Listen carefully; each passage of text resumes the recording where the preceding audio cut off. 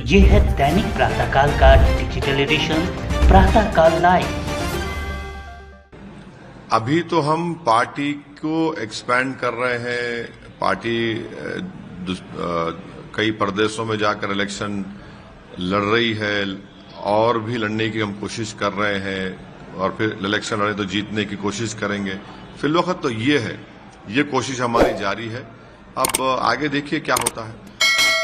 एक सवाल से लगातार जवाब से बच रहे हैं। मैं फिर से आपसे ना वो बंगाल का पूछेंगे आप। बंगाल अरे लड़ रहे हैं क्या? अरे आदिल हसन साहब से बात होगी, अख्तर ईमान साहब से बात होगी, बिहार अध्यक्ष एमएलए हैं। तौसीफ आलम साहब जो सीनियर 4 मर्तबा का विधायक है, वो उनकी कॉन्स्टिट्यूंसी बंगाल से सटी भी है।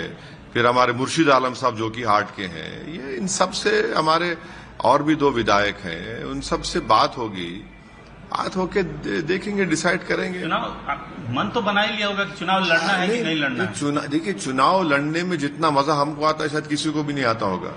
ऐसा हमको तो ऐसा लगता है कि पत्ते क्यों नहीं खोल रहे? अरे सही वक्त पे सही फैसला लेंगे। अब इतना हर चीज को अगर हर पार्टी के फैसले को मीडिया के सवाल में जवाब दे देंगे तो पार्टी अच्छा, पड़ोस का ही बता दीजिए, तमिलनाडु का ही बता दीजिए। अरे पड़ोस का हो या दूर का हो या करीब का हो, सही वक्त पे बताएंगे आपको। सर, इल्जाम कौन लगा रहा बोलिए आप? कुछ वकील हैं, कुछ लीगल सेल के बीजेपी ने हाँ नाम लीजिए ना पार्टी का। पिटीशन तक फाइल किया है हाँ, कोर्ट में क्या कि रोहिंग्याज का इशू बहुत बड़ा है और यहाँ पे कोई मौजूद कार्रवाई नहीं हो रही है।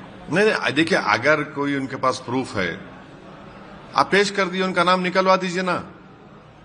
ये बीजेपी का प्लेबुक है। बिहार में जाकर घुसपैठी बोले, कितना फॉर्म 7 ने डाले, एक फॉर्म 7 ने नहीं डाले उन्होंने सीमांचल में, और सीमांचल को आपने बदनाम कर दिया या बदनाम करने की कोशिश की वहां जनता को। अभी भी आप कहने आप लाइए, आप एसआईआर होगा तेलंगाना में, 7 फॉर्म 7 डालिए, कौन रोक रहा है आपको भाई? आप अच्छा, अगर यहां पर है यहां पर, मैं नहीं कह रहा हूं, उनका नाम अगर वोटर लिस्ट में है आप निकलवाइए। और तीसरा, अगर उनके पास यूएनएचसीआर का कार्ड है तो आपको देख लीजिए, मगर इससे पूरे शहर को क्यों बदनाम कर रहे हैं आप? ये है दैनिक प्रातःकाल का डिजिटल एडिशन प्रातःकाल लाइव।